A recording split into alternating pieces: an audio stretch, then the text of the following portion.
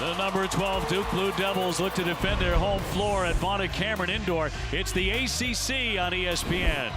It's a key matchup in the conference as January winds down, and as incredible as Duke has been over the decades at Cameron, they've actually dropped 2 games at home this season.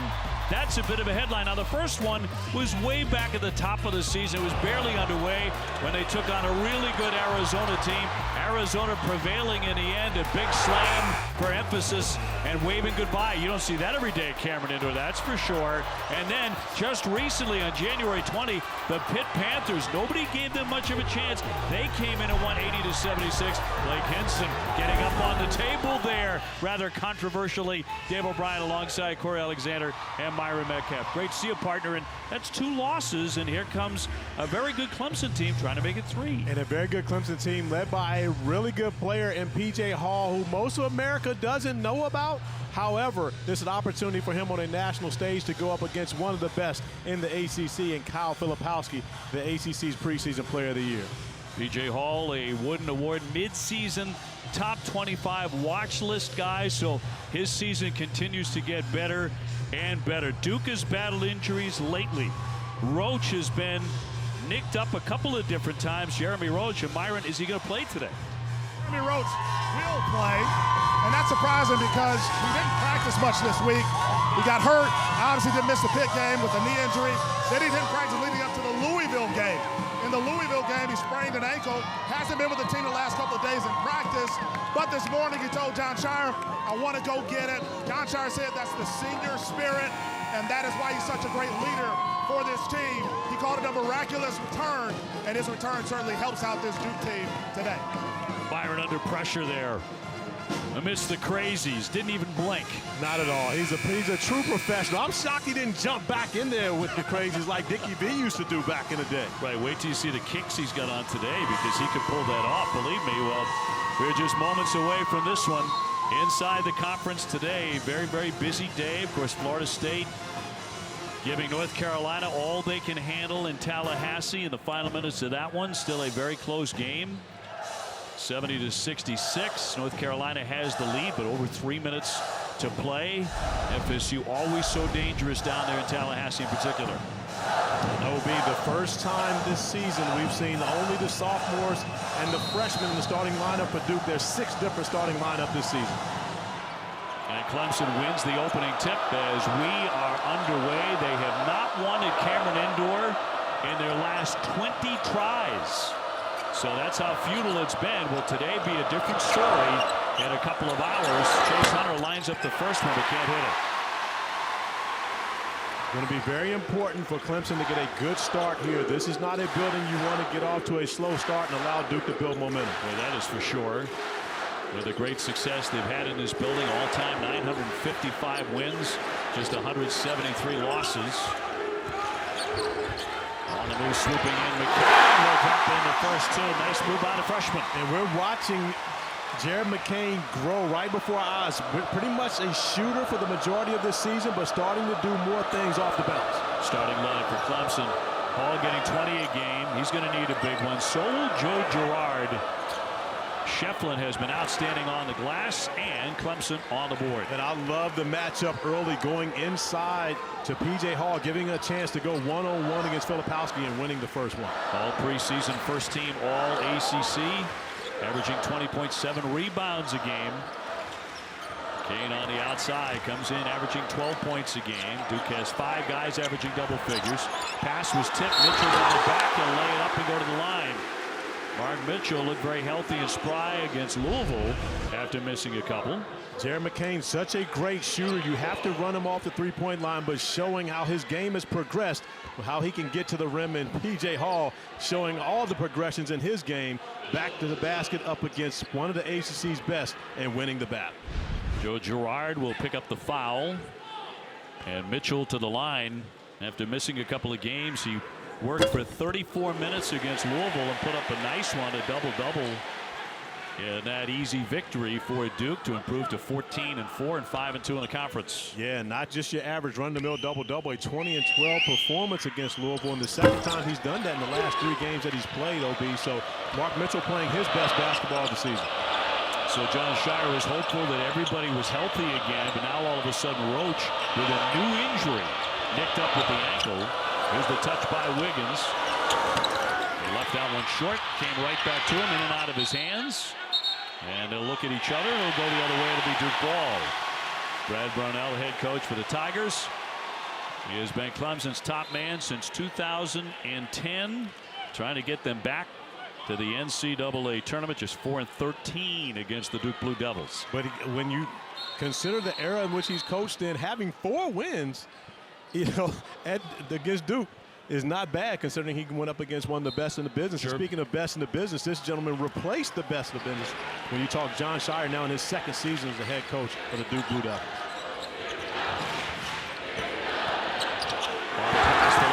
Will lay it in as he went strong to the 10. Nice pocket pass from Tyrese Proctor coming off of that screen and roll action. John Shire loving the way Proctor's playing right now. Boy, look at McCain hit the deck as he went for it. It's going to be Clemson ball despite his protest, but a tremendous hustle. But you see the dime drop by Proctor, and then just like that, a little bit of collision, but these two guys, Filipowski run away.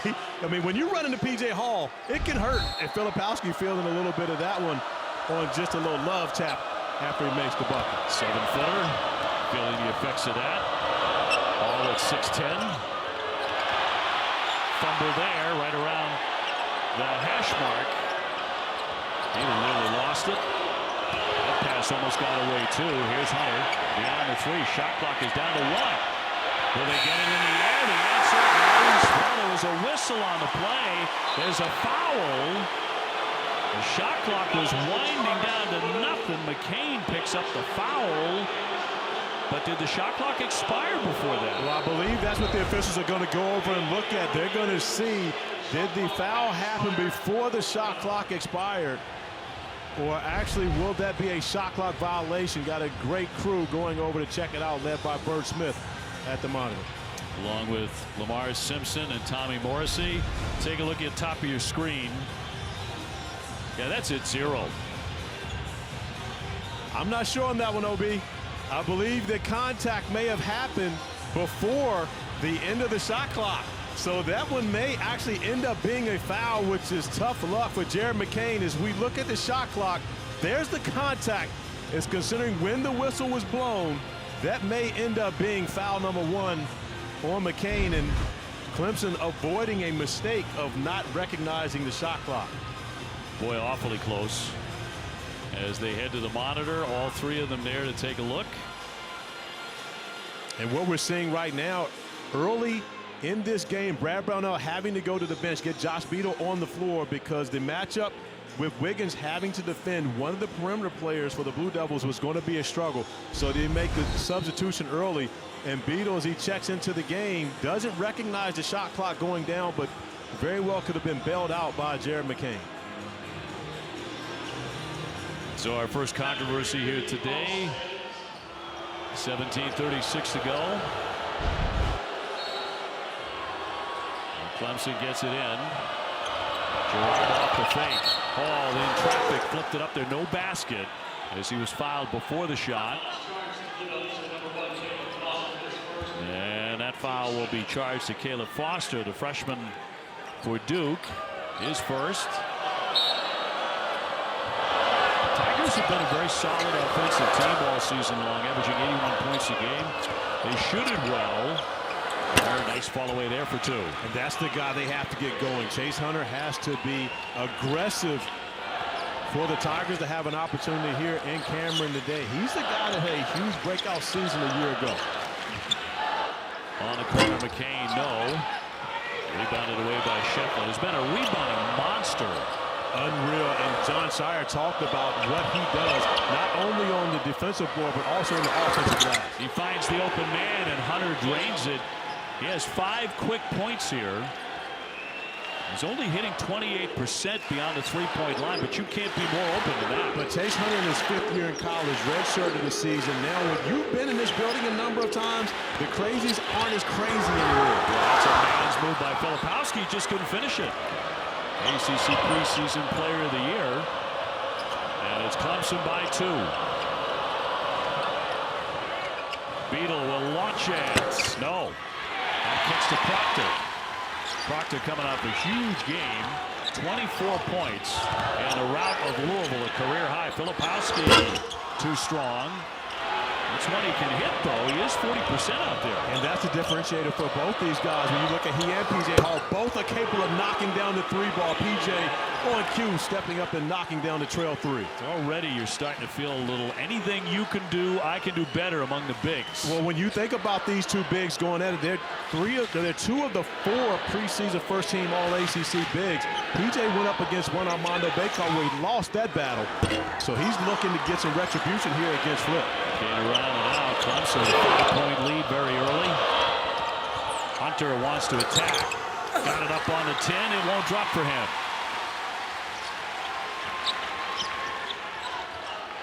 Foster for McCain, the freshman, who had a standout game against Pitt in that loss that we talked about. Here's Mitchell open. Yes, sir.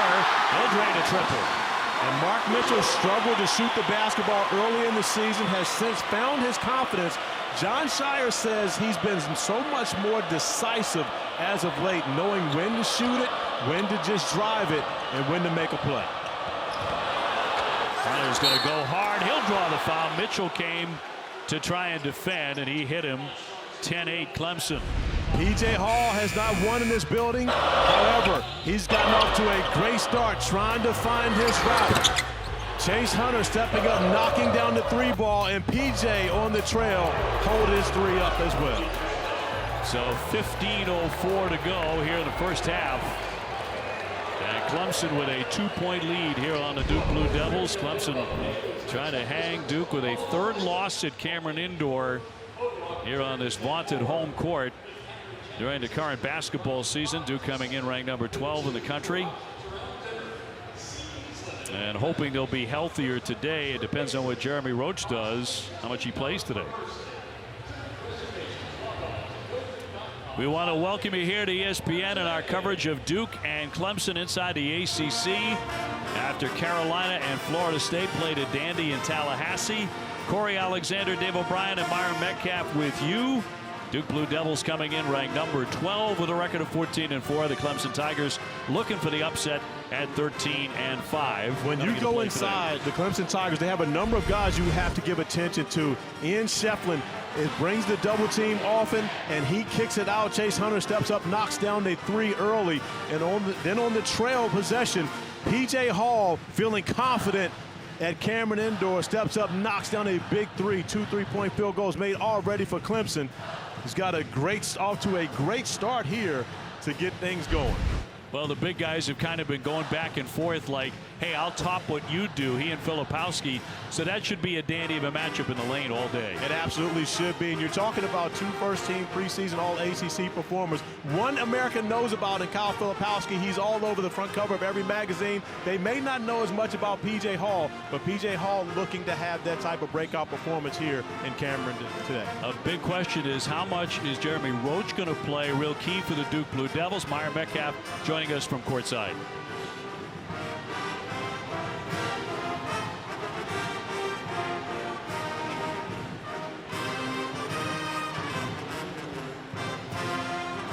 All right, so technical difficulties with that microphone with Myron. We'll get back to him in just a moment. But Roach looked like that knee that had cost him 2 games before the Louisville game looked like it had healed up, and then all of a sudden he turned an ankle in that game. Turned the ankle in the Louisville game. Only played 17 minutes in that game, but did score 10 points. And talking with John Shire pre-game, we asked him, hey, you switched up the starting lineup, and he said it was simply because it was so late. We had prepared to play without Jeremy Roach because he wasn't available to us in the last 2 days of practice.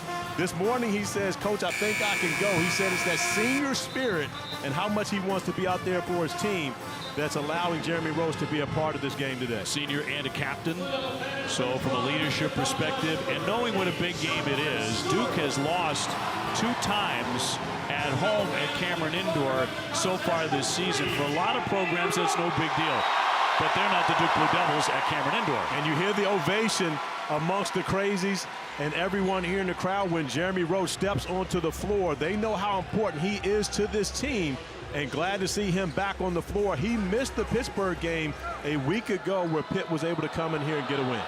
Myron has more. Yeah, I mean, he didn't practice at all this week. You mentioned the Pitt game that he missed. Didn't practice leading up to Louisville with a knee injury, and then he plays against Louisville, and he suffers the ankle sprain. Last 2 days, he has not been in practice, and John Shire was preparing to play without him. And then today, he said, listen, I want to go. And John Shire said that's part of that senior leadership spirit that he's demonstrated. He said it was a miracle for him to come back.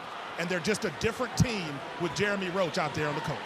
They absolutely have been, Myron. If you go back and look at what has happened for the Blue Devils this season, you would have to say that although Kyle Filipowski's their best player, Jeremy Roach may be their most important player, and you've seen how that manifested a week ago when they took an L on their home court without him. I know it's really early, but the Tigers coming out, playing well in the first 5 minutes. And if you don't do that, oftentimes as a Duke opponent, you can get buried right away. Yeah, but Obi, this is a veteran Clemson Tiger team. You've got a lot of experience on this group. You're talking about 7 seniors and graduates. So many of these guys have been through the fires here before. Chase Hunter gives it up here for Beadle. Beadle on the spin. Shot clock down to 8, left and well short. So Duke on the attack. Duke making 48% of their shots. And look at that veteran group for the Tigers, so they ought to be able to come in here and play with composure.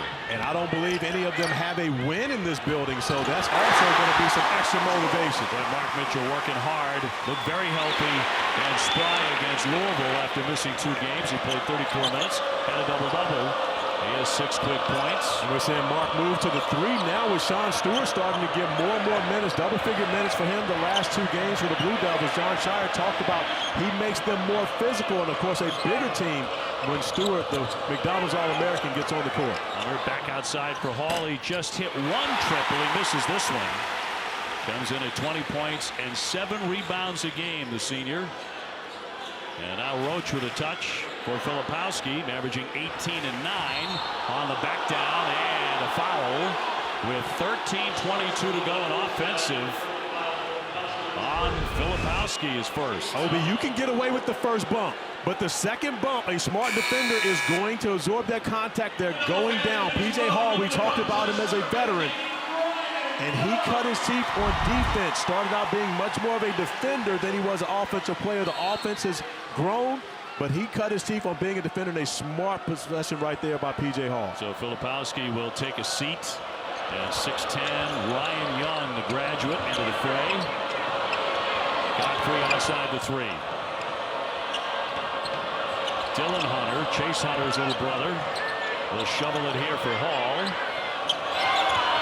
Shot clock down to 7. The pass tipped it, skipped right there. Either with a miss. And a rebound by Tyrese Proctor, coming up 24 points against Louisville. And for the sophomore, that's a new career high. Mitchell taking the baseline. Almost hit it. He'll be headed to the line. There's an example of that decisiveness that John Shire talked to us about. Mark Mitchell, as soon as he caught the basketball, recognizing the defender, closing out on him, gets to the mid-range, but doesn't over-penetrate and pick up the charge, gets to the mid-range, pulls up, and is able to draw the foul and get to the free throw line. Clark with a personal. Mitchell makes 73%. We talked about the big rebounding game, the double-double that he had against Louisville in that game. Duke wound up with 15 offensive rebounds, and both coaches talked about how big that stat will be today. It absolutely will be. When you look on one side for the Clemson Tigers, Ian Shefflin's one of the best offensive rebounders in the ACC. And then you talk about the numbers that the Blue Devils put up at Louisville. They were all over the offensive glass. Between Mark Mitchell and Flip, who had 15 rebounds in that game, they dominated the glass. Foster coming on now, the freshman, a 6'5" freshman from Harrisburg, North Carolina. Ranked as one of the top 25 players in the country out of Notre Dame High in California. Mitchell to the bench for a moment. There's Gerard back in, 42% at that three-point line. Dylan Hunter. Godfrey lets fly, and he swishes in a triple. And Godfrey, not known as a three-point shooter, however, he's capable of making them when you take those dare me shots. They basically dared him to shoot that. and he makes him pay. Son of the longtime NFL linebacker Randall Godfrey, who was a Cowboy, by the way. I knew you'd get that. Even though Jay Lucas and I are you're still a little bothered by what happened with our Cowboys. There's no way that moment would have passed without you mentioning your beloved Cowboys. You know what? It's basketball season now. It's just basketball. Let's think basketball. Dylan Hunter with the foul. Foster, another Blue Devil who can drain the 40% there. Stewart coming off the bench. John Stewart at 6'9". Here's Roach. And John Shire wants him to take more three-pointers. He hits 46%. Going to drive and test that ankle. Slam right back at him by Clark. In transition here, and that'll drop. And for those that don't recognize, we got a technical foul. Technical on Clemson. Is that going to be Jack? I do believe so. They're going to get Jack Clark for the technical foul after Dylan Hunter is able to finish on the break. For those that don't recognize Dylan Hunter, that's because he went through a cosmetic change over the week off for Clemson, cut all his hair off. Take a look at this play here with 11:45 to go in the half. Hunter on the attack as it went.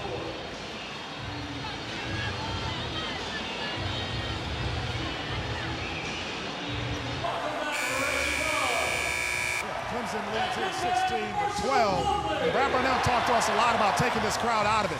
He said we definitely have to limit turnovers. Can't make the big mistakes. We have to slow them down in transition. We want to make it an ugly game. And he also said, don't make Sports Center. You don't want to be on the wrong side of a play that ends up in the top 10, fellas. Don't make Sports Center. There's a whole cheat sheet here for the Cameron Crazies that they're supposed to follow, right? For various things, you know, when guys are at the line, roll call, players out of the lineup, all that stuff. I'm glad we have tightened this up because below a certain line, there are a couple of things, and you got to study. If you're a Duke, you're going to study. You're going to know your material. Absolutely, Obi, and you've heard the terminology. There's method to the madness. Well, in this case, there's choreography, there's creativity to the craziness. So we see a lot of that going on, but we did not understand it was this organized. They actually have a script to follow. So after a ticky-tack technical, it'll be Roach at the line on the other end at 86%. I'm not sure where anything merited a technical foul, but 11:45 to go, and Clemson with a nice quick start on top by 4. Duke has beaten Clemson 20 consecutive times here at Cameron Indoor. You have to go back to the 94-95 season last time they won here. I believe Brad Brownell is telling Bert Smith right now, Dave O'Brien just said that was a ticky-tack technical foul. We should not have gotten that one. He's right about that. Yeah, we've seen much more aggressive technicals, to say the least. Well said on your part. Roach with a pull up from about 12 feet. Well, that's where he missed that free throw earlier, so he had to get right back to that spot, knock down the mid-range, and get 2 for that. He's been so steady throughout his career. Captain and a 1,000-point scorer for the Blue Devils. And has played so many different roles for the Blue Devils. You go back to thinking about he was on that team with Paolo Banchero, and of course Trevor Keels, all the NBA draft picks. Shefflin denied, ran into a barricade there. The follow won't go by Godfrey. So Duke very stout defensively in the paint. Over the top. Mitchell went for the catch, and a whistle with 10:55 to play in the half. And a one-point game. 2 more games highlighting our ESPN schedule tonight. Number 6 Kentucky taking on Arkansas. Sonic Blockbuster at 6. And we cap the night with Alabama hosting LSU at Coleman Coliseum. Both games available on the ESPN app. And you go back and you think ACC, SEC challenge. It was actually the Duke Blue Devils who lost at Arkansas, and then the Clemson Tigers who went and won at Alabama. So both those teams playing after this game. A little bit of ACC, SEC tie. Arkansas, one of my favorite venues in the country to see a college basketball game. Godfrey picked up the foul moments ago. Proctor leaning in. It won't drop. Batted around. Tigers really hitting that glass. Interesting to see if they make the same level of noise in Arkansas for Kentucky that they did for the Blue Devils, because it was off the charts. So far, Girard has been a non-factor. He comes in averaging 15 points a game. John Shire said when they win in the ACC, he's one guy. When they lose, oftentimes he doesn't score at all. And the drive, heavy traffic, and made the shot. Dylan Hunter off balance in the paint, takes the hit, headed to the line. And the new hairstyle has worked well for Dylan Hunter early in this game. His second basket. He's a little more sleek right now, OB, and he's finding his way to the free throw line trying to complete the three-point play. He came with a foul. That'll be his second. So a three-point lead. Clemson trying to make it 4. Hunter not at the line very much this season. It showed there, but a second effort. Ball out to Girard. No.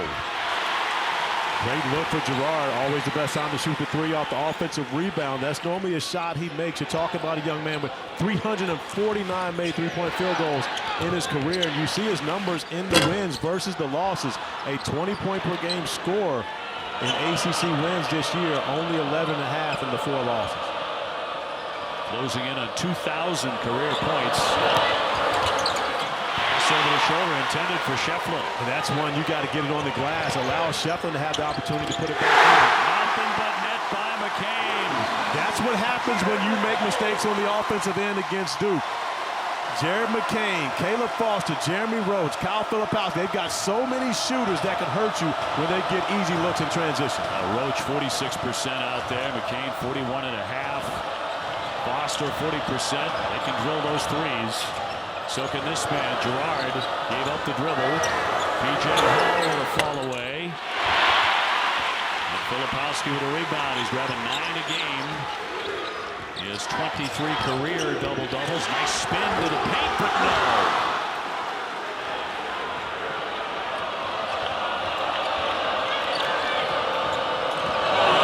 By Filipowski, but he steals it. Proctor.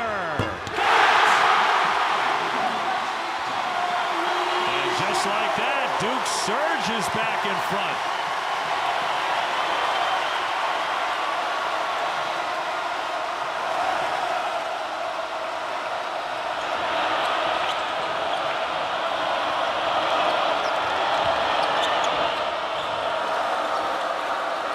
Chase Hunter, shot clock inside 10. Down to 3. Hall with the left. Mitchell will start the break here for Duke. Blue Devils at 5-2 in the conference.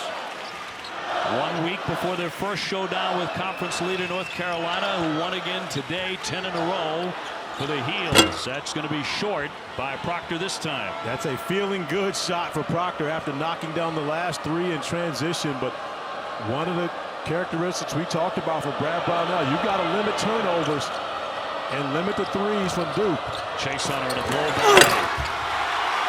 Hunter went for the dunk. He thought he got fouled on the play. Still debating that. They've got numbers. Filipowski can't stick it.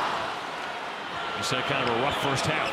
He has, and one of the things that he's had to do a little more in this half than he normally does is have to go up and contest another guy similar to him on the defensive end of the floor, having to battle with P.J. Hall. So you can see Filipowski a little winded right now, having to go up against P.J. Now those two may wear each other out. Here's Girard. That missed badly. He also hasn't been much of a factor. Obi, look at everyone walking down the floor. I think each and every player on the floor is looking to the immediate timeout. They can't wait. Somebody might just throw the ball out of bounds to get a little bit of a stoppage of play. Gives you an idea of the tempo of this one. Tipped away with 6:49. And here's that timeout to give everybody a breather. 21-18. Both teams need that bench for a couple of minutes here at Cameron Indoor.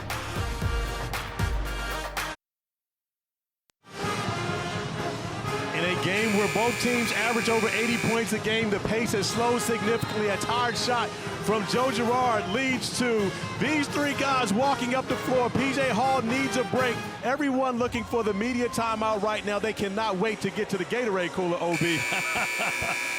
Everybody's just taking a stroll. And this was when they went to the bench. Filipowski clearly in need of a moment. He's not alone. He's not far from alone. Everyone on the court at that point was looking for the next time out. They were all happy with the deflection going out of bounds. Duke maintains the basketball, but each and every one was looking to get a break. And Filipowski still with some after effects, have taken that shot to the solar plexus earlier. Here's Mitchell. Trying to make a move in close. Mark Mitchell, yes. A sweet shot by the 6'9" sophomore. He's got 10 points. It's almost been a tale of two seasons from Mark Mitchell. The non-conference, he wasn't the guy we were expecting to see this year, but he has taken off in ACC play. We talked about the 2 double-doubles that included 20 points over his last 3 games, and off to a great start here today. Beadle finding the blue lane, flips it up there, and it's going to drop. He got the roll on it and took the hit too.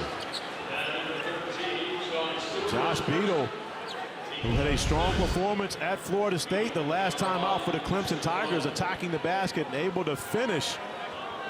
Looking like our guy Myron Metcalf. Myron, what you got for me down there? Well, I mean, exactly what we just saw in the timeout. Brad Burnell was saying we got to convert. If you're not going to convert, you got to at least draw fouls and be aggressive around the rim. And it looks like they took his advice, fellas. That's something like Myron when he was attacking the basket back in the day. I can see him going up to going to the rim strong, finishing, getting to the free throw line. All eyes on the 10. And missing the free throw. Of course, yes. Hopefully Myron was making his free throw. So 3-point lead for Duke. Here's Young on the high post. Gave up the dribble. Mitchell has been a hot hand.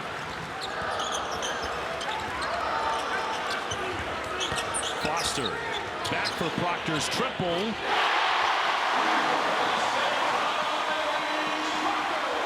Well, he's about 35% there, the sophomore, but he's coming off 24 against Louisville. Didn't miss much in that one. He has 6. And this is the biggest lead so far today for Duke, up by half a dozen. Wiggins on the turnaround, around and out. And Tyrese Proctor knocking down the 3 with the basketball, probing in transition right now. Looking very comfortable. Myron, what did John Shire tell us about Proctor? Oh, my. Oh, my. He said, if you all can hear me with this wild crowd, he said he knows that he can be aggressive. And when he plays like that, it just changes the dynamic of this team. He wants them to dictate the action and not wait for it to happen. And he also said the second half of the season, last year, he played with a different swag. And right now, it's looking like his swag is back.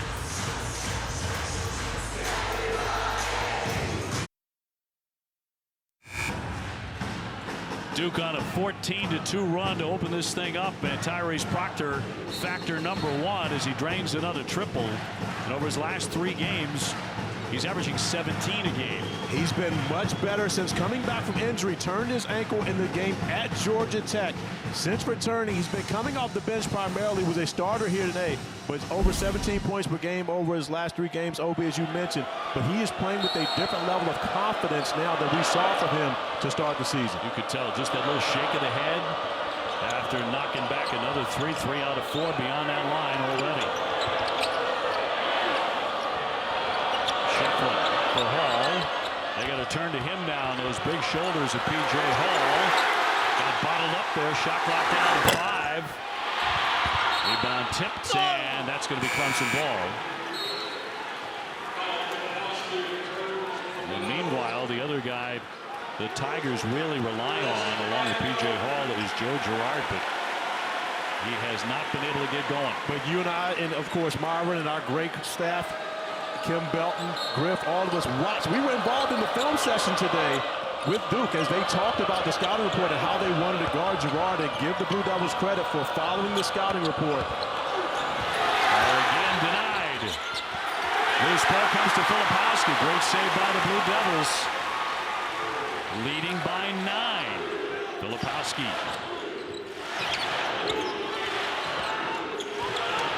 He's in the paint. The big fella leaning in and almost went. It was in and out as he took the foul. And unable to rise right away. Going to take his time here after drawing the foul with 4:24 showing. And with Mitchell and Roach returning to the lineup the other night against Louisville, he had 17 points and 15 rebounds That kind of took a back seat for Duke. Let's see what's up here. Well, Filipowski, whenever you're tying up that shoe, normally it's going to be the ankle, and right now you see Filipowski's reaction. So he immediately goes to tie up that left shoe. That's the ankle. You see the ankle. He lands on P.J. Hall's foot, goes down, but that's the old pickup basketball trick. When you go tighten up that shoe, you normally know that that's the ankle, but you can still play through it. So you get up, shake it off, get to the free throw line. Well, number 4 scorer in the conference, number 4 in rebounding. He's had a terrific season. Outstanding career. ACC preseason player of the year, preseason AP All-American as well. Makes 70% at the line. He'll have another one coming. Hobie, we go back and talk about in shoot around earlier today. Duke brings out the flat screen, and we sit behind the flat screen and watch. And Chris Carrawell going over the scouting report. And I mean, they were locked in. It's different from the film sessions I used to be in back in the day where I'm nodding off in the back. But it's probably because they had him standing up on the court. That's a difference maker right there. If they would have made me stand up in class, I would have been a much better student, OB. Is that the reason why? That is it. I didn't want to go there. Here's Hall. You Virginia guys, you had a different standard than the rest of us. Here's Beadle backing it away. Shot clock at 5. Locked away and stolen by Filipowski. They'll trigger it for Proctor. Outside for Roach. He'll penetrate. Mitchell grabs the rebound. Filipowski went up high, and that was inside the cylinder, so he interfered with it. And it'll be Clemson ball when we come back with 3:47 left in the half. And Duke leading at 29-20. Can't go there.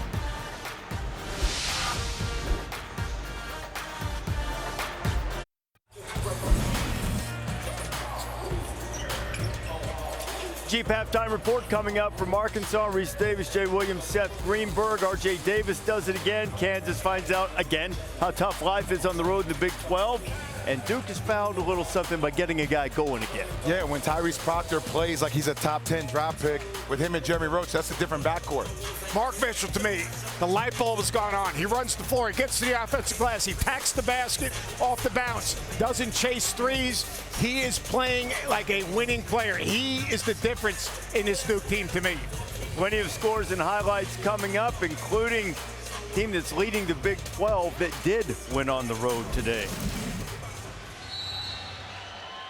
Hey, meanwhile, another big story here is P.J. Hall, who has not scored in the last 12 minutes for the Clemson Tigers. That had better change quickly. It really has to. He's going to have to be special for them to get an opportunity to win this game. And trying to get him a look on the perimeter when the Duke is switching on the pick and roll action. Caleb Foster doing a great job getting back to P.J. Hall, forcing the turnover.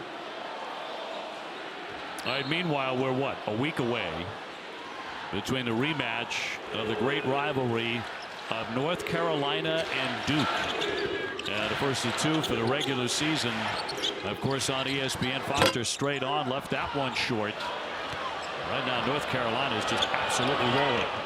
They absolutely are right now. They've shown to be the best team in the ACC, but a tough task for the Tar Heels next week as they come into this building, which of course is always going to be a difficult place to play, especially in that rivalry.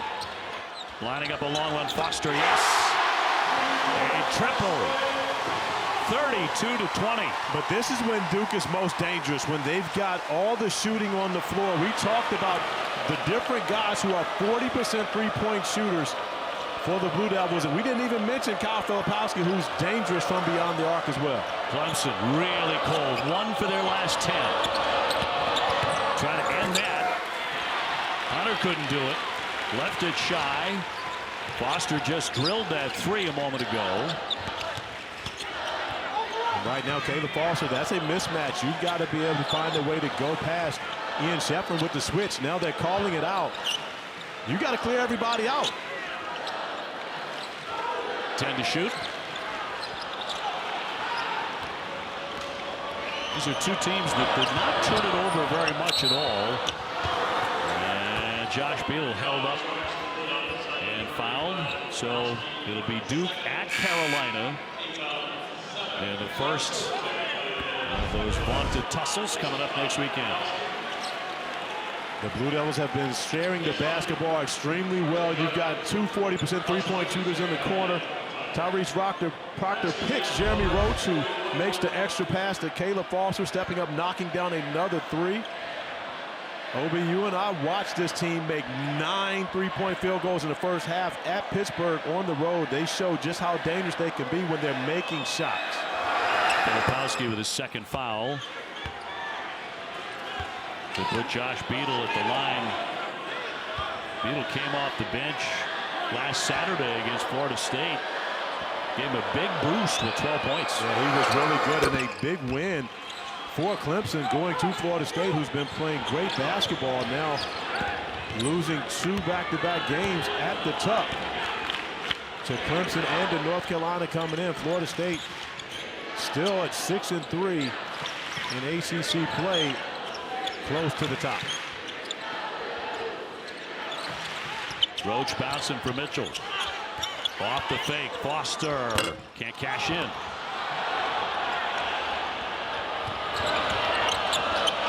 Minute 40 to go here in the first half. The scoop shot won't drop for Beadle.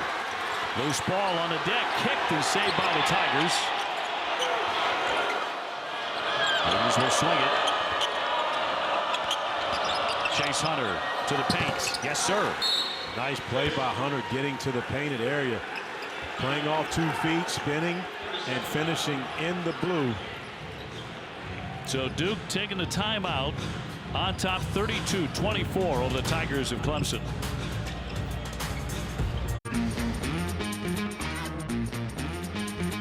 Are you serious? Slam jam bang. You can't teach what he possesses, the physicality, the toughness, the agility. His teammates in trouble with joy. Zion with dunks that guys in practice don't even try. No, and again, against Clemson, which of course was a team that he considered going to the Clemson program before choosing Duke. So a little more salt in the wound for the Clemson Tigers fans watching Zion do a 360 in-game action. So Duke with the ball, Roach with a fall away. Tigers looking to cut in. Obi, you would think that this is Duke was up more, but right now an 8-point game, an opportunity for the Tigers to be able to get back in this and build some positive momentum going into the halftime locker room. The reason Shire took the timeout. Wiggins short. Big collision as P.J. Hall went down hard in the lane, and a whistle with 50.4. Of course, that call you heard moments ago from our legendary friend, the great Dickie V. His gala is coming up. There's the number on the top of the screen. Want to reserve a table. I think one of the great things, look at the names. Look at the people involved here. Derek Jeter's on that list, among many others. Think to yourself, you'll have an opportunity with the Super Sweet 16, the Super 16, the basketball bash.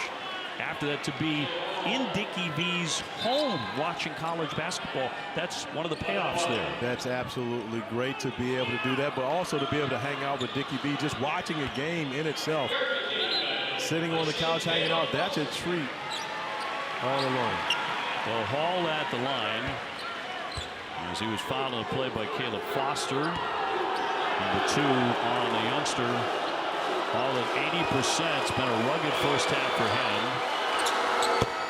And we'll drop in number 1. And 2 of the top teams in the SEC square off in our ESPN Sunday afternoon women's basketball matchup. Tennessee taking on Ole Miss at the Pavilion. Coverage beginning at 3 o'clock Eastern Time. Of course, the women's college basketball. South Carolina reigning supreme. Great win at LSU this week. It was a spectacular environment. That was a great game. I was locked in from beginning to end on that one. Mitchell off balance. First it up there. Comes free to Hall. All these final moments belonging to the Tigers. On the drive and kick, here's Hunter. Following up, trying to keep it alive. He tapped it right to McCain. Great opportunity for Clemson right there, unable to knock down the 3. But that could have made it a one-possession game going into the halftime locker room, and now the Blue Devils with the opportunity to hold for the last shot. This game's tighter than you might have thought. You know, just a few minutes ago, it looked like Duke was getting very comfortable. Not so much right now. Roach almost lost it. It's rejected right back in his face by Godfrey. That's how the first half comes to an end. Big momentum for the Clemson Tigers. 32-26. Great response by the Tigers, sticking around, only down 6 heading into the half. Well, Tyrese Proctor from Sydney, Australia, had himself a nice half. He's been the hot hand these days. Duke on top, 32-26. Getting ready for the second half. Duke had a first half lead at one point of 12 points.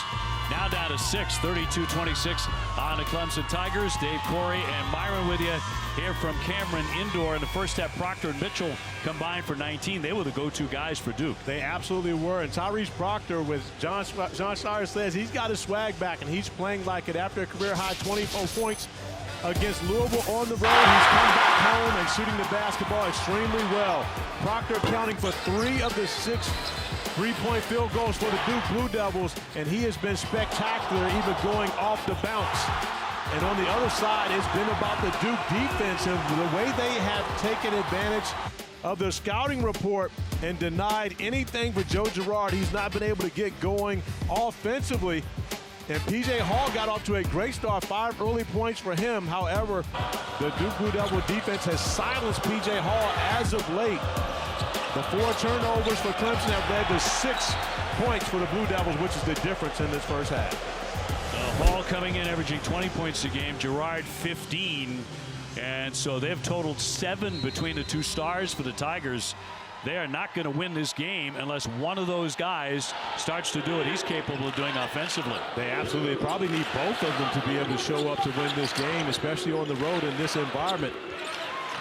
Filipowski, first touch of the second half, barricaded in along the baseline, and he's going to travel with it and turn it over. So good start for the Tigers. And the Tigers trapping defensively. We didn't see a lot of that in the first half, and Filipowski caught it on the block. But Brad Brownell making the change and bringing the double team forces a turnover in the first possession. Again, Clemson has not won on this floor since the 94-95 season. It's 20 consecutive losses to Duke at Cameron Indoor. But Duke has suffered 2 defeats here this year. Here's Hall, and that one didn't touch the thing, and it'll go the other way. So let's bring in Myron.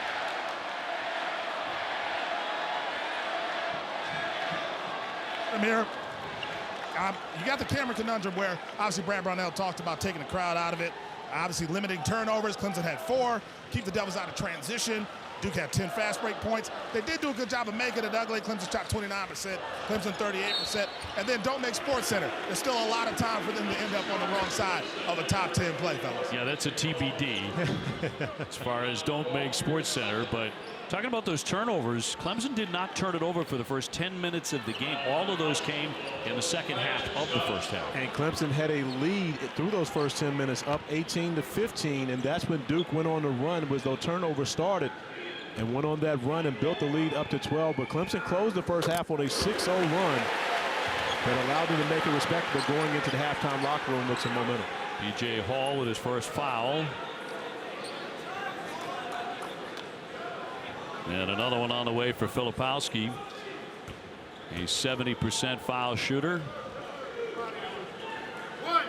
7 double-doubles for the season, as 23 in his career. The 7-foot sophomore with his second shot. He has 4 points. It's been a quiet day for him so far. It has been, but you mentioned the sophomores, OB. When you start thinking about Filipowski, Mark Mitchell, and Tyrese Proctor, those 3 guys all could have entered the NBA draft a season ago, all deciding to come back. And they're now starting to show that promise that we expected to see from them last season. The trio was spectacular at Louisville, and looking to get a win here at home again. On the other side of the floor, Girard had a pretty good look on that curl. So even the relatively easy shots he's not making. He's not taking many either. Kane off the fake. Filipowski straight on. A lot of iron, but can't hit it. 34-26, the Blue Devils gunning for their 15th win of the season. That's Filipowski with the stuff. Clean block to trigger the break. Foster will give it up. So does Mitchell. Foster. Oh, that's a tough shot in traffic. And Caleb Foster, known as a shooter, but does a great job attacking the rim. When you get ran up the three-point line, you got to have something extra in your package. Caleb Foster showing he's got it. Ball feeding Shefflin. No, and they whistle. And the opening few minutes here of the second half. 17:58 to go, and they're going to get Duke and Filipowski for his third. And you talk about Filipowski's been a little quiet on the offensive end, but look what he does to separate and give space to his teammate. He seals off not one, but two Clemson defenders to give Caleb Foster an easy run to the basket. And 3 fouls on the big fella. But I give him credit. He's also got 4 block shots in this game, so he has been aggressive on the defensive end, attacking Clemson shots when they go to the rim. He's going to take his seat as Ryan Young checks in for Filipowski, but he is going after everything on the defensive end of the floor, just a little over-aggressive on that last possession. So Shefflin, a 6'8" junior. We'll see if we hear more from him in the second half. He had 17 rebounds in their win over Pitt. He's been tremendous on the glass, but pretty quiet himself. Yeah, you talk about 2 road games for Shefflin between Alabama and Pittsburgh. He had 31 rebounds combined in those 2 games. It's really been an X factor for the Tigers. Foster with a pull-up, can't drain it. And now Girard averaging 15 a game. He's about 20 a game in the ACC when they win, 11 a game when they lose in conference play. Here's Hall, way short. His tough day continues. It was tapped out by Duke. And he just got coached hard by Brad Brownell, who stepped onto the floor to speak to P.J. Hall to make sure he could hear him with a loud voice on that possession. Brad trying to get Clemson back to the NCAA tournament for the first time since 21. Although they were robbed last year, they should have gone. They got snubbed. You can say that about a number of years that Brad Brownell's been on the sidelines for the Clemson Tigers. You're right. Wiggins on the entry will hit 2. John C. Wiggins, 6'10" sophomore with a bucket. Back to a 6-point game. Now you're here at Cameron, so you're always waiting for the breakaway for Duke, for them to find 5th gear and take off. As the opponent, you have to do everything you can to find that moment and keep it from happening. Here's Mitchell swatted away by Hall with a foul. With exactly 17 minutes to go, and coming up at 8:30 Eastern on ABC. Rivals Week rolls on tonight. LeBron and the Lakers squaring off against Steph and the Warriors to cap off a triple header. Coverage beginning with the Countdown Crew at 8 o'clock Eastern time. And the foul will go against Josh Beadle to put Mitchell at the line. Obi, how about the scoring in the NBA this week? Joel Embiid, 70 points. Karl Anthony Towns, 62. Devin Booker, 62. Last night, Luka Doncic, 73 points. What's going on? I tell you what, it's a number of guys on this floor right now. Mark Mitchell, Jared McCain, Caleb Foster, Tyrese Price. It's a bunch of guys, P.J. Hall, that want to be playing in that league sometime soon, especially when you see those type of numbers going up.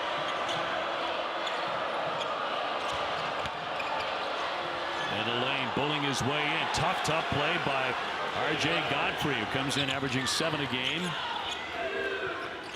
He has 5 points so far today.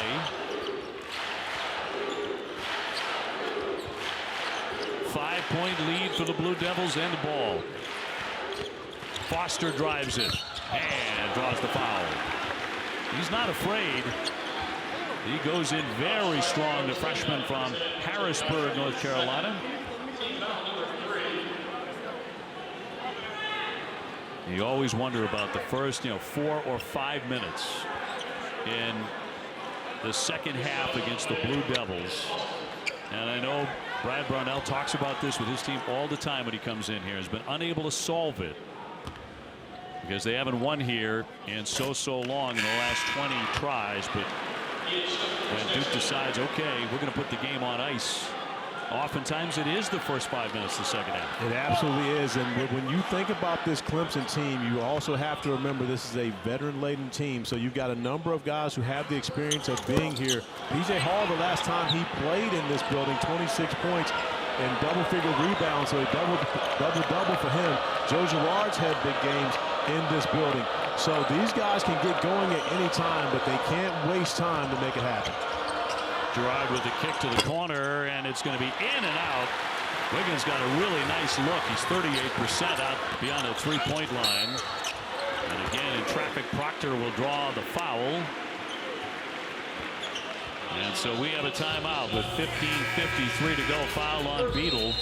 And a 5-point lead for the Blue Devils on Clemson. True story. When Big Blue Nation rolls in, it's time to dial up the Hawks. Number 6 Kentucky. Total domination by Kentucky. Takes on Arkansas. Wow, what a play. Experience number 6 Kentucky, Arkansas. Tonight at 6 on ESPN.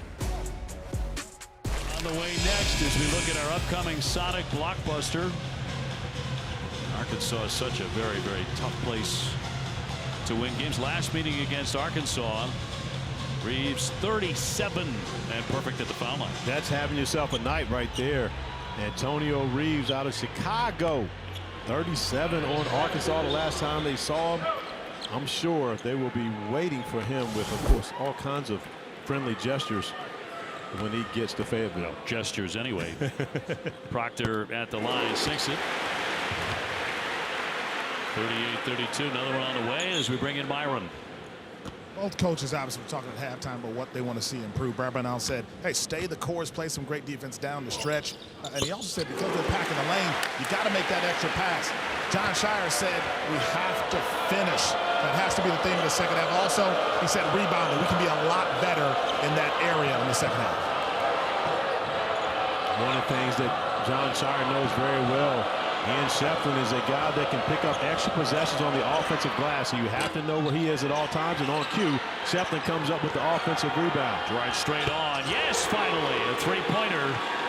And they desperately need Joe Girard, number 11, to show up here in the second half. But it comes off of, just as Myron was talking about, the glass. You got to take care of the glass. Shire knows that they can be better, and you always have to account for where Shefflin is.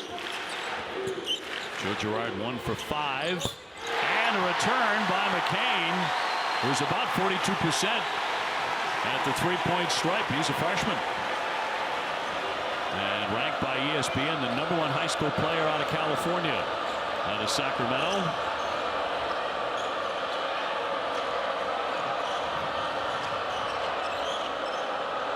Girard feeding up top. Underneath, Shefflin waited beautifully. Nice hesitation and got the hoop. And Shefflin's taken over the last couple possessions for the Tigers with P.J. Hall on the bench. Brad Brownell has his guy they can play through. And Ian Shefflin, John Shire raved about Ian Shefflin earlier today, talking about he is the key to their success. Clemson sticking right with Duke here in the second half. McCain to the baseline, scoops it up. Jared McCain responding, back-to-back buckets for him on this end of the floor. You talked about being the California Player of the Year. His family's actually moved from California to Durham to be able to be a part of each and every one of his games. Lance and Gina both in the stands here today. Clark got a good look and absolutely buried a three. His first basket. That cuts it to a 4-point game. Jack Clark, the veteran, stepping up and delivering when his team needs him the most. And set the screen. Now back inside the paint. Off the fake. He's fouled. Shefflin with the personal. As he went for the block. So we look at the first 5 minutes into the second half. And Shefflin picks up his foul. The second. Actually, the Tigers sticking right there, 3 for 9 from the field. Yeah, Clemson withstanding that run, but you think about the rebounds. You look at Clemson out rebounding Duke, and you talk about the offensive rebounds throughout that first stretch that has allowed them to cut what was a 6-point halftime deficit, now down to 4. And a chance to cut into that lead even more after the missed free throw by Young. Filipowski to check in a moment. He's had a very up and down day here. And so has P.J. Hall, who is 2 for 8. And Obi, is just a small thing. We see Filipowski as he's sitting there holding on to that left ankle. Remember, he turned that left ankle earlier in the game of course, playing through it, but you watch him walk onto the floor. There's a little bit of a limp right there. He's not playing at 100% at this moment. You talk about Hall having trouble scoring, but he does have 8 rebounds. Duke by 5. Jordan buried a 3 moments ago. Bouncing here for Hall. Lots of contact. Short. Loose into the corner. Out it goes. And it'll stay on this end with 13:23 to go in the contest. Brad Brownell right in Burke Smith's ear saying that is a foul. There's a lot of contact when P.J. Hall gets the basketball in the painted area, and you see 2 of 9 from the field for P.J. Hall. It's been a struggle, and remember, he made his first 2 shots. He may score in the first possession and knock down a 3, so he hasn't gotten a field goal going in probably the last 20-plus minutes of playing time. Gerard giving it up for Godfrey. Godfrey on Filipowski. It rolls off the 10. Back right for Hall, and he will lay it in and take the hit. But look at the exuberation from P.J. Hall after the offensive rebound. John Shire, as Myron talked about, told his team, we've got to take care of our defensive glass. Another offensive rebound opportunity, and it ends up being an opportunity for a 3-point play as you see P.J. Hall excited about his work in the paint. Stewart, his second foul. So a chance for 3 here. 9 points for the 6'10 senior. He's had a couple of monster games this season. Middle of January went for 31 and 17 against Georgia Tech. This is the closest that Clemson has been in the second half.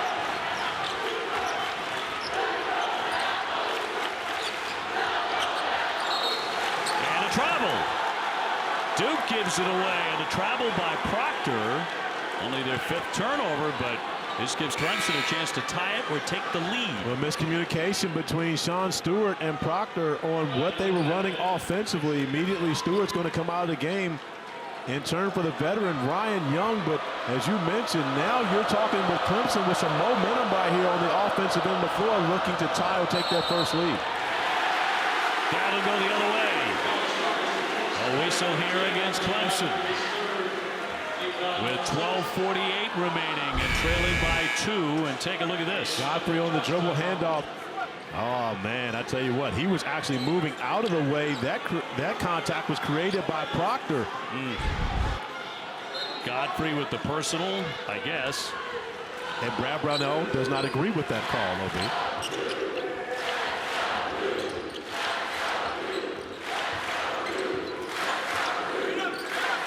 Roach.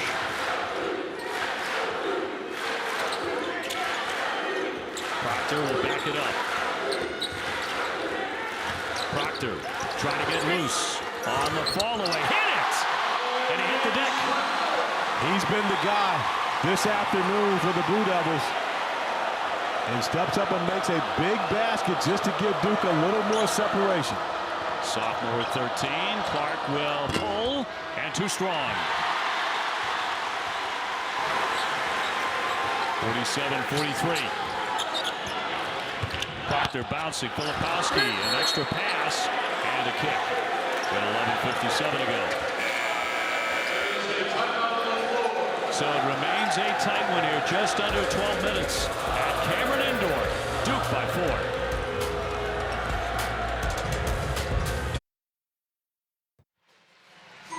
Duke holding on to a 4-point lead as we bring you back to the book of the big Filipowski. You see the table of contents. Kyle Filipowski a season ago oftentimes avoided the contact. He tried to play around the contact. This year he has played through the contact, going through defenders, finishing especially with the left hand and the pull-up turnaround jumper. So Kyle Filipowski showing off all of his skills throughout the season. However, today has not been the day for him. Only 1 of 6 from the field, 4 rebounds after coming off a 17-point, 15-rebound performance in Louisville earlier in the week. Well, typically he is the dude for the Duke Blue Devils, but at the end of the evening, we'll find out if the dude abides or not, because Clemson has other ideas. 47-43. And a close one. Just under 12 minutes. Yeah, we've given Duke a lot of credit for the way they've guarded Girard. We got to also give Clemson a lot of credit for the way they've bottled up Filipowski. Hunter goes in strong after they stole the inbounds pass, and he draws the foul. And how about P.J. Hall making the play, stealing the inbounds pass? This is 4 on Filipowski.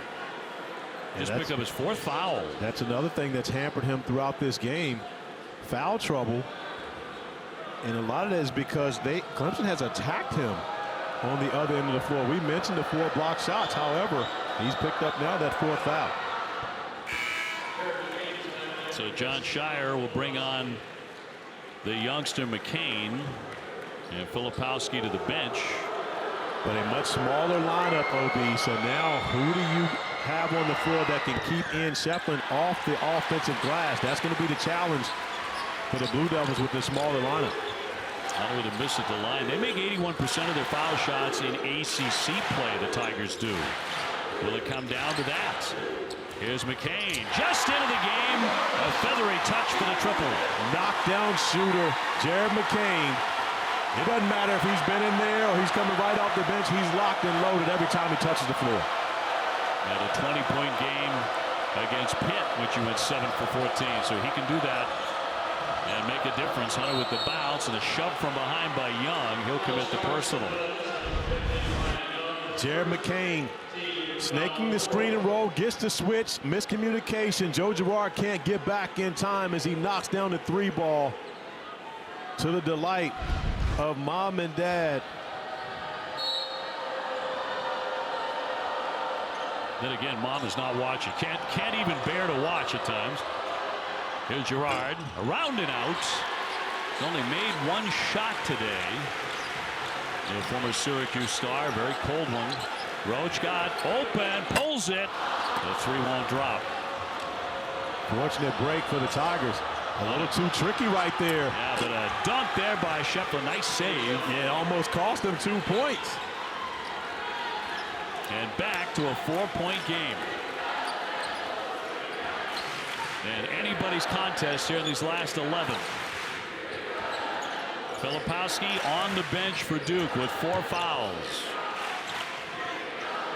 McCain on Girard. Trying to weave his way inside closer. In traffic, it rolls home. We talked about the sophomores earlier, OB, but right now it's a freshman starting to take over. Jared McCain has been the answer for the Blue Devils here in the second half.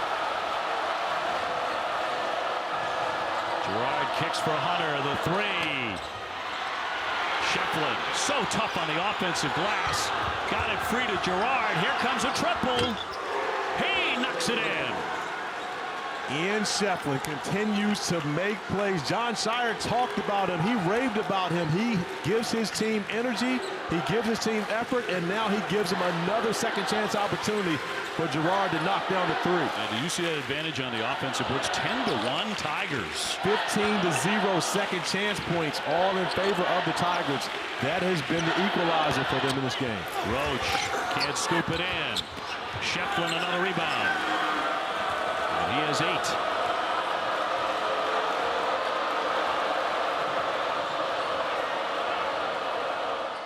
Tigers trying to snap a 20-game losing skid in this building. Hunter with the bounce. Hall in tight, and he'll draw the foul before the shot. Fouled on the floor, 9:13 to play. Ian Shefflin has been a difference maker. He does a great job handling a tough pass to finish it off with the dunk, and then getting the job done on the offensive glass, coming up with the second chance opportunity for Joe Girard, dropping the dime as Girard knocks down the 3 ball, and just like that, it's a 1-possession game here at Cameron. Joe Girard taken to the bench for a couple of moments, but he's hit a couple of shots here in the second half. Wide open underneath, it's Godfrey. Great execution on the sideline out of bounds play. John Shire wants to talk it over as Brad Brownell recognizes his team hung around in that first 5 minutes, OB, and now they've given themselves a chance. It has made all the difference. They are alive and kicking. The Tigers with the nice find. Godfrey finishes off and makes it a 1-point game. Clemson has cut it to 1. Now twice Duke has lost here at Cameron Indoor. Arizona very early in the season. Then Pitt celebrated very controversially there. Blake Hinson getting up on the desk. They really didn't like that very much. 52-51, the Blue Devils. Now we're going to find out what the Clemson Tigers are really made of, aren't we? Well, one thing's for certain, there's no fear here when it comes to the Clemson Tigers. They've come into this game expecting to get a win. We talked about them going into the Donald Tucker Center in Tallahassee last Saturday and walking out of Florida State with a win, looking to get a back-to-back road wins after having a bye week during this week. Filipowski on the bench. He's in foul trouble. Mitchell. A terrific first half. And a whistle before the shot, so no basket there with 8:56 to go. And a one-point game. That'll go against the Tigers and Josh Beadle's second foul. And we'll put Duke to the line for 1-1. And McCain has been the difference maker for the Blue Devils down the stretch. When you consider the fact Kyle Filipowski playing with those 4 fouls, they have turned to Jared McCain, who has provided a number of buckets as of late for the Blue Devils. Good foul shooter too, 84%. Got a lot of firepower on the bench, don't you, right now? Roach as well. And you consider Roach, who wasn't, really was a game-time decision coming into this one. Wasn't supposed to play today. They prepared to not have him on the floor. And wondering if, that ankle starting to bother him as he sat around, allowing it to get tight. Filipowski 18 points a game. Roach 14 points a game. Big losses. They're the 2 leading scorers for the Blue Devils, sitting side by side watching these young players try to bring them home here on the home court. All on a high post. Good feed. Getting it downstairs. That'll roll out for Godfrey. They'll get a second chance at it. Long one. Hunter. No. Went for the three-pointer. And Young comes away with a big rebound. But another offensive rebound for the Tigers, just missing the 3. Proctor kicks outside. Foster. No. Young cradles it. Has it stolen away. Taken away by the Tigers. Clark ripped it right out of his hand. Here's Gerard, and fouled on it. In the act of attempting a 3, he'll be at the line for 3 shots. One of the best free throw shooters the ACC has seen over the past 4 seasons. Now goes to the free throw line with an opportunity to tie this game at 54.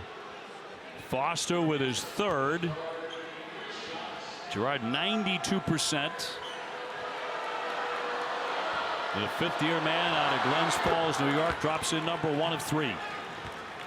And Obi, as we go through the league, you and I have seen a number of teams. Of course, R.J. Davis shooting 95%, leads the league in free throw shooting. But there are a bunch of guys who shoot over 90% throughout the ACC. And we see the numbers for Joe Girard averaging over 20 points per game in the ACC wins, only 11 in the losses. And now with that free throw, he's at 9 points and continues to climb. I think he will have a lot to say about what happens over the remaining 8:13 of this game as to whether the Tigers can walk away from here with a win or not. Step out for the moment. So who do the Blue Devils turn to now at the 8-minute mark? Locked up at 54. I believe it's got to be McCain. McCain penetrates. Yes. And John Shire understands when you got a hot hand, you continue to feed it. Running action right there to get the basketball in Jared McCain's hands and allowing him to go make a play.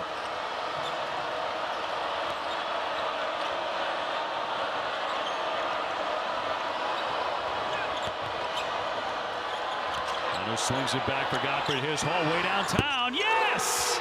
He drills the 3. They had not led since the score was 18-15. And now the Tigers up by 1. 57-56 Clemson.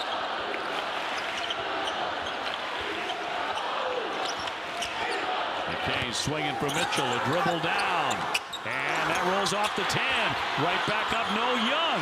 He couldn't get it. And that's the second offensive rebound. Ryan Young unable to convert into second chance points. Allows the Tigers to be able to build on their first lead in 25 minutes of game action. And Shire can't wait. He's got Filipowski and Roach ready to check in at the scorer's table. Hall over the shoulder, in and out. Approaching 6.5 minutes to go at Cameron Indoor. Proctor wants that paint again.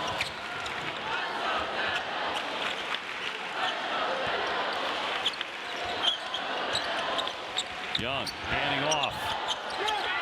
McCain tied up in the lane. He was blocked out. Here's Proctor with a three. Got it!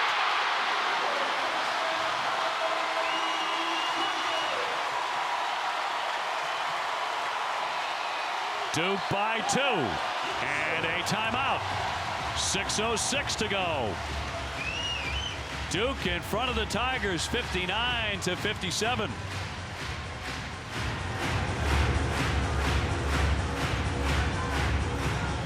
Their first-rate battle in the ACC today. The Tigers making the comeback. Only one turnover in the second half has allowed them to get back into this game. Ian Shefflin on the offensive glass, kicking it out to Joe Girard. P.J. Hall stepping up, making big plays. And just like that, we've got ourselves a ball game here in Cameron. But there's been one guy who has stepped up for the Blue Devils all afternoon long. Tyrese Proctor, 4 3-point field goals made in back-to-back games, which ties a career high. 40 points in the last 2 games. And OB, if they want to win, he can't be done yet. Jared McCain also showing up in a big way in the second half for Duke with 12 points. Joe Girard with 9 since halftime for the Clemson Tigers. He was a non-factor in the first half, but he's back in there again. He gets a touch here. He takes to the paint and he'll lay it in. You always love to see what coaches go to out of a timeout. They call a timeout by Brad Brownell to make sure they got a good possession of offense. He goes to Girard, who delivers with the easy layup. So tied at 59. And now you see Clemson going zone defensively, throwing a bit of a monkey wrench in the plans for the Blue Devils as they get Filipowski and Roach back on the floor. Banging with Hall, and Hall will commit the foul. Took a shot to the nose, too, but they have let those two play when they've gotten into that painted area, and that'll be his second foul on P.J. Hall. And 2 more games highlighting our ESPN schedule tonight. 6th-ranked Kentucky taking on Arkansas. That game will begin on ESPN News. And we cap the night with Alabama hosting LSU at Coleman Coliseum, both available on the ESPN app. So Filipowski short rims the first one. Filipowski now 2 of 5 from the free throw line. It's been a little bit of a struggle for Flip from the field and from the free throw line now as he tries to give the Blue Devils a lead back. And missed the pair in a tie game. Under 5.5 left.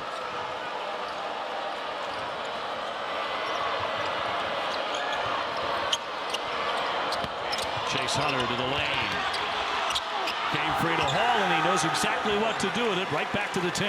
But no fading away from the basket. That was take on any contact that was going to be waiting for P.J. Hall at the rim. He went through the contact on that possession. Hall with 15. Clemson by 2.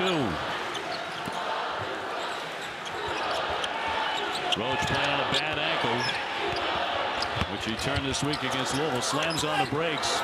Mitchell tried the window and draws the foul. So it'll be Mark Mitchell to the line where he makes 73%.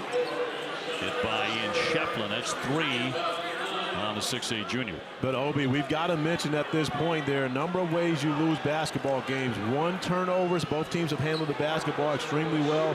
Another one is being out-rebounded, but more importantly, free throws. Duke right now 12 of 22 from the free throw line. That's something that John Shire can look back at and say that his team did not do well in this game, especially if they lose another game on their home floor. That's one of the areas they're going to have to look at. Typically a very reliable foul shooting team. They make 75%. So they've been off today. And this to try and retie, and he does that. The 6th time we've had a tie score, 61 all.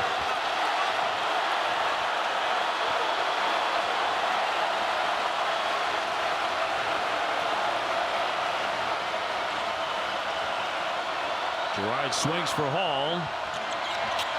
Beadle. Here's Wiggins. And Hall over the top. He commits the foul. That's his 3rd. But that was great ball movement by the Clemson Tigers. Wiggins got a wide open look. Just unable to knock it down. Brad Brownell has to be happy with that offensive possession, but those are the shots that you're going to have to make. If you want to beat Duke in this building, You've got to take advantage of those easy opportunities. Will lead to 2 shots for Jeremy Roach, who is the best foul shooter on the floor for the Duke Blue Devils at 86%. Although they have had a bad day at the stripe. Again, Clemson has not won on this floor since January of 1995. And that was a year that was different for Duke, simply because Coach K was not coaching in 95. I can remember it well because I was playing in 95. And so there were many teams that came into this building that got wins that normally would not. Duke by 2.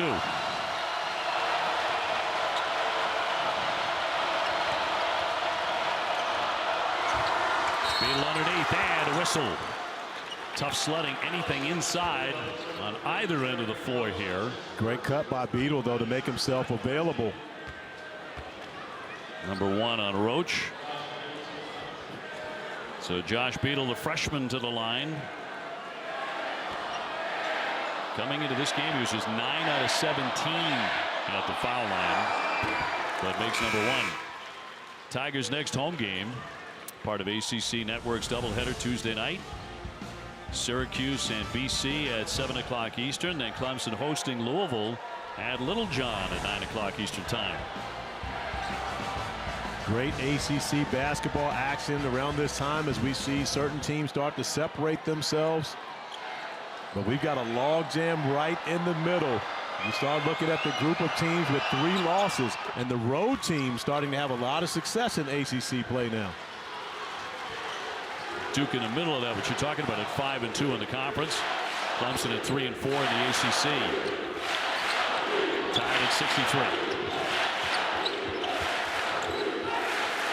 Roach, so good beyond the 3-point line. At least when he's perfectly healthy. At 46%. Shot clock to 7. Filipowski looking for help. Shot clock down to 3. The scoop shot won't go. The follow won't go by Mitchell. Clemson on a run out. And the scoop on this end will drop for Hunter, and Clemson reclaims the lead. The 9th time the lead has changed hands. 65-63.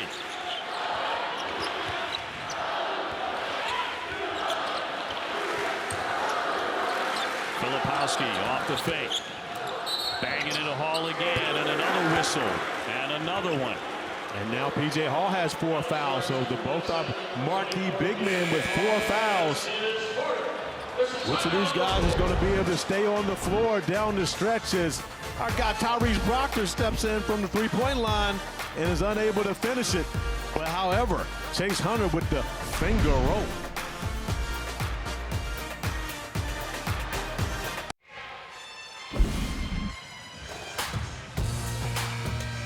You're just not going to find a better atmosphere for college basketball than Arkansas.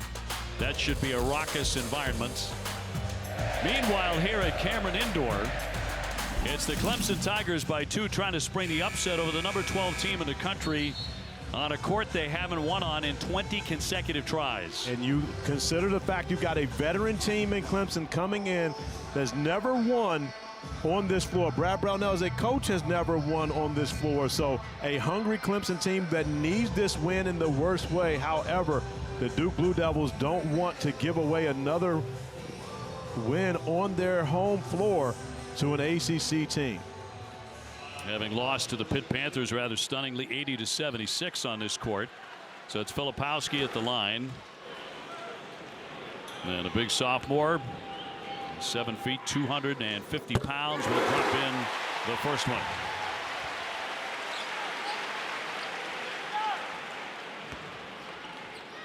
Just 3 out of 7 at the foul line, which has not been a friend of the Duke Blue Devils, but it was here for the big guy, and he has tied it at 65. Ryan Young going to sub in for Jeremy Roach. We got to mention Roach playing on a sore ankle.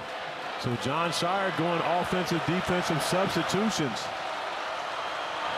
And going big here. And Shefflin. Back for Hall. Gerard flips it up and hits two. He's had a solid second half, hasn't he? He absolutely has. Also made 2 3-pointers, which ties him for Dennis Scott for third all-time in ACC history with 351 threes.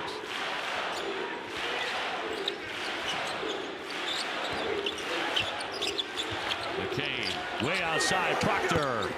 He can't stick it. Filipowski kept it alive. Another effort from McCain and short. Filipowski fortunate to be still in this game with all the contact he created on that possession, playing with 4 fouls. Not sure that was a smart attempt for Flip. However, did not get penalized for it. Now the Tigers trying to increase their lead. Under 2:20 to play. And a feed for Hall, denied by Young, who commits the foul. But that's why Ryan Young is in the game right now, so that he can guard P.J. Hall. And Kyle Filipowski, playing with those 4 fouls, does not have to defend P.J. Hall on the block. And now we see for the offensive end, Jeremy Roach at the table coming back into the game. Young foul number 3 to put Hall to the line, the senior. Preseason first team All-ACC. And hits number 1. Now he's perfect at the line. He's 4 for 4. And as you mentioned, Roach back on, and Young steps out for John Shire. And you go back to the beginning of the second half when we showed the struggles that P.J. Hall was dealing with, only 2 for 9 from the field at the time. Now you look up a double-double, 16 points and 10 rebounds for P.J. Hall, who is just stuck to the script and gone about playing his game here in a rowdy environment and giving his team a 4-point lead. He really quieted the crowd, didn't he? And here's a timeout for the Duke Blue Devils. 17 for Hall. 69-65. Clemson opening up a 4-point advantage with about 2 minutes to go. And P.J. Hall got off to a great start early, knocked down his first 2, but then struggled in the middle part of this game. Not just 1 air ball, but actually 2 air balls in the short range, but then went over, got coached up a little bit by Brad Brownell, and all of a sudden we saw the P.J. Hall we knew and were expecting to show up in this game. The offensive rebound to put back, knocks down a huge 3, and then playing with force through the paint. P.J. Hall now with a double-double, 16 and 10. Give me 17 and 10. 10 points in the second half. They've needed every one of them. They lead at 69-65. Duke Blue Devils all time at Cameron Indoor, 955 wins, just 173 losses. That's 85% that they've won in this building. We came on the year today, though, talking about how unusual it is. They've already been beaten twice here, in November by Arizona, and then just a week ago by the Pitt Panthers. Are they going to fall again today, or can they dig their way back to the lead and the victory? Here's Filipowski. Leaning in, he'll draw the foul and head off to the line again, hit by Shefflin, number 4. 2:06 showing. And a 7-footer to shoot. He has had a rough day, courtesy of the Clemson Tigers. I think it's so huge that Joe Girard showed up in the second half, regardless of how this game finishes up, because he was a non-factor in the first 20 minutes. In the second half, he's been very tough. He has 13 points. Clemson can't win without him being productive. John Shire knew that going into this game. Talked about his numbers in the losses. They wanted to limit his production, but they haven't been able to do it in the second half. Kyle Filipowski for the second time misses 2, but great play by McCain coming up, getting the turnover. Filipowski working hard, short. It has not been his day. Is it going to be Clemson's? Leading 69-65, and the basketball back for the Tigers. Shefflin looking inside, nothing there, and picked off. The steal by McCain. He goes in strong and lays it in. A minute and 28. Let's see if they reset the clock. A couple of seconds ticked off there. Jared McCain, 21 points, scored 20 in the loss here against Pittsburgh. And he's been the star of this second half for the Blue Devils. Here's Girard now, 1:19 to go. Clemson by 2.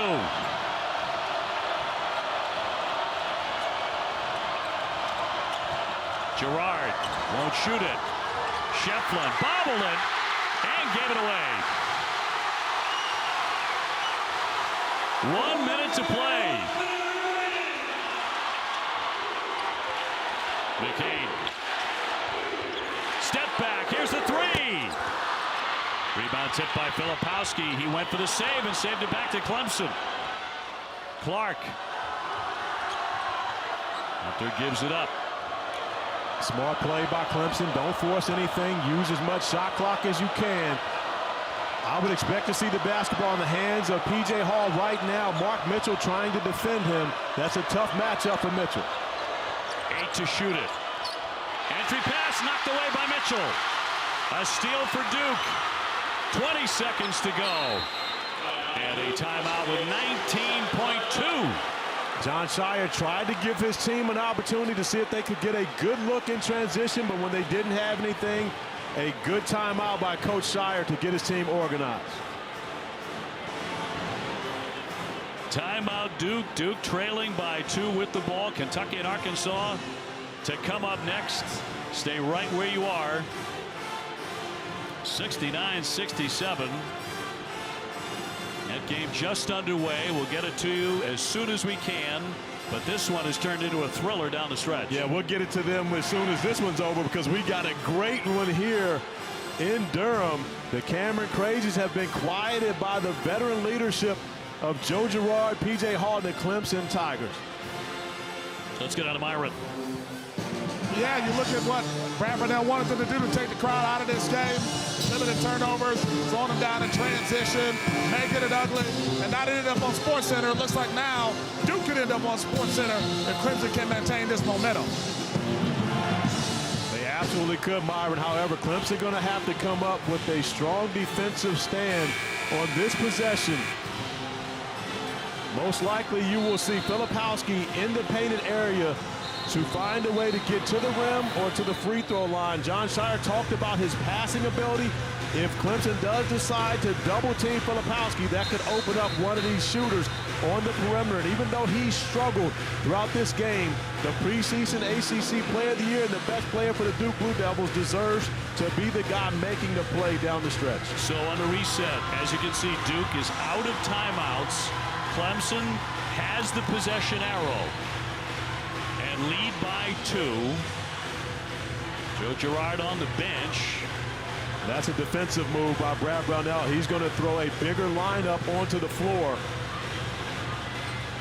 And you look at the size of the guards with Hunter and Beadle out there, much bigger in stature than Girard. Roach gets it in. Filipowski heading for the lane on the spin. Hit, made it! He hit the shot and fouled as well with 15.2 to go.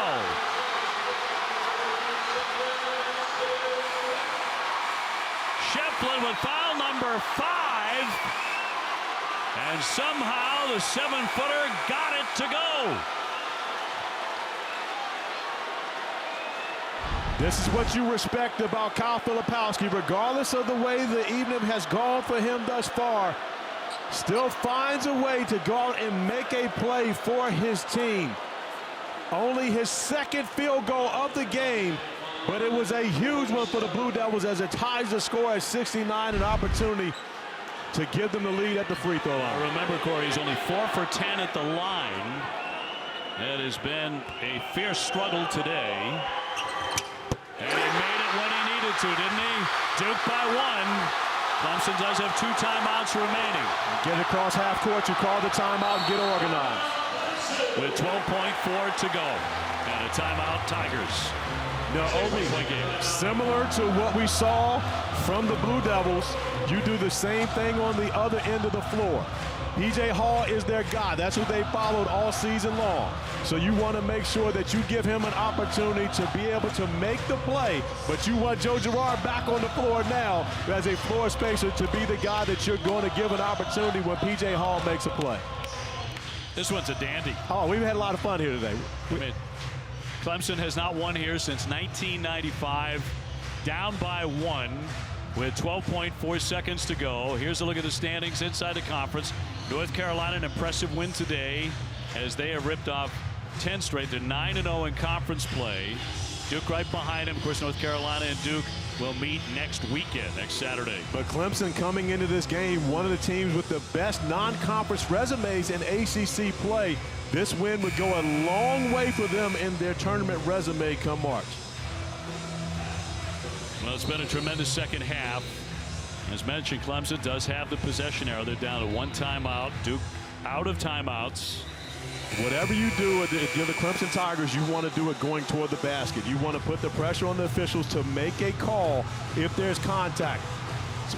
Preferably if it's P.J. Hall attacking, getting downhill, similar to what we saw from Kyle Filipowski on this end of the floor. Because remember, Flip playing with 4 fouls as well. If he's having to guard P.J. Hall on this end, it's going to put a lot of pressure on these officials to make a call if there is contact.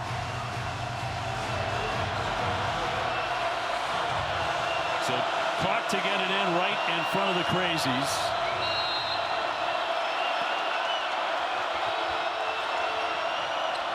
Hunter. Hall working on Filipowski.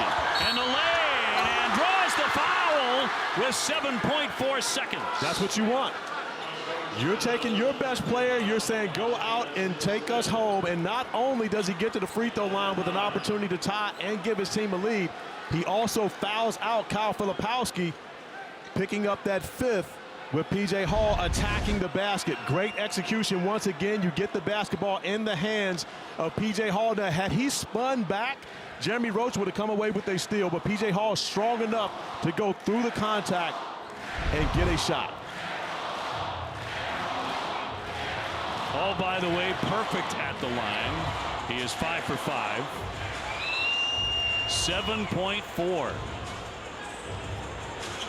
Clemson with an opportunity to spring a big upset today in a building they have not won in forever.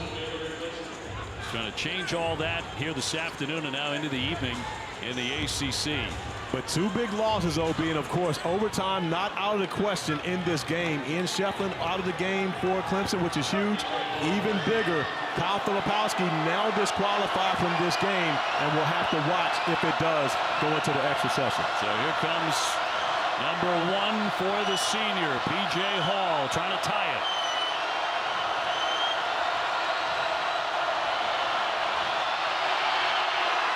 And he does at 70. And now for the lead. Another offensive defensive substitution. Godfrey coming into the game for Joe Girard. The Duke Blue Devils out of timeouts. The 6'10 P.J. Hall can put the Clemson Tigers in front. He has 18 points.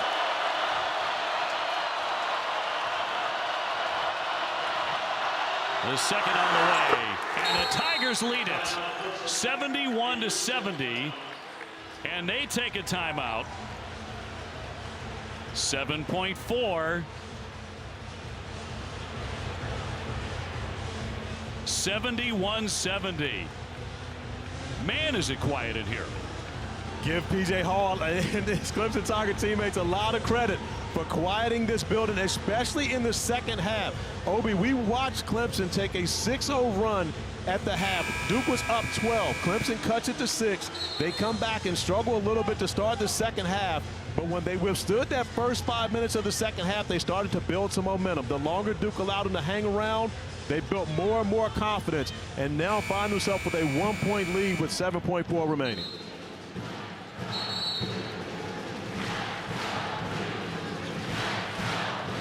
So here we go out of the timeout. 7.4 on the clock. Clemson by a point at Duke.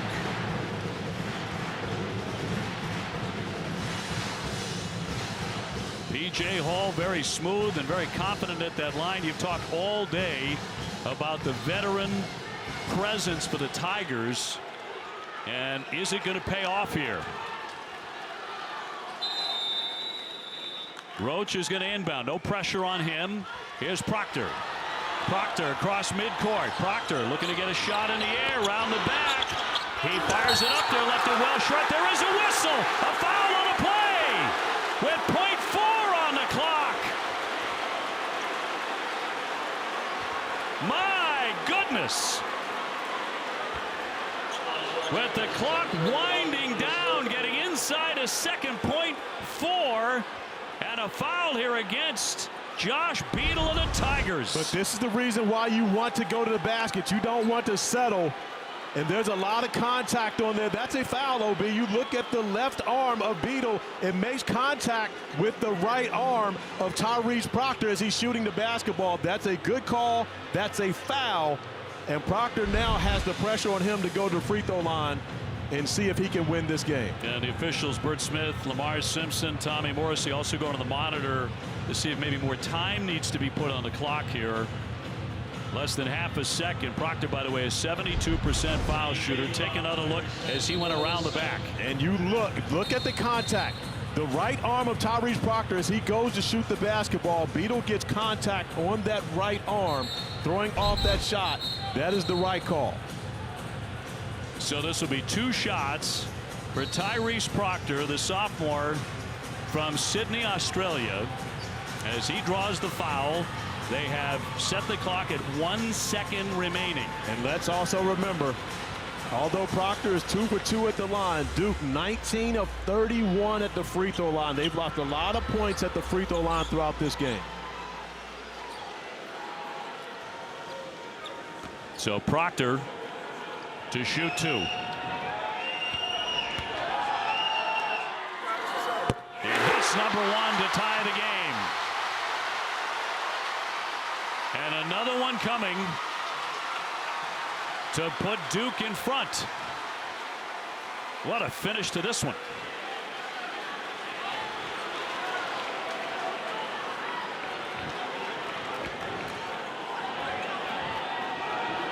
Everybody holding their breath here. And he makes the pair. Duke leads 72-71. 1 second to go. Gerard trying to get it in. Long pass, knocked around, and Duke cradles it, and they win the ball game. 72-71, the final today at Cameron Indoor. Tyrese Proctor goes to the line and drills 2 giant foul shots, and Duke pulls out the win and keeps the Tigers winless here at Cameron Indoor for the 21st consecutive game. And the call will be talked about. It will be talked about, absolutely. And you see Brad Brownell trying to get his players to leave the officials alone. Brad Brownell had his words with the officials on the way out, trying to keep his players away from the officials. The calls will be talked about, OB.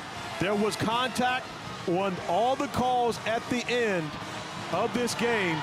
Duke just had more time for their last opportunity than did the Clemson Tigers. And again, as you said at the time, Josh Beadle committing the foul. You were very, very much convinced the officials got that call right. I absolutely believe so. When you look at, you have to protect the shooter. You're going up to shoot the basketball.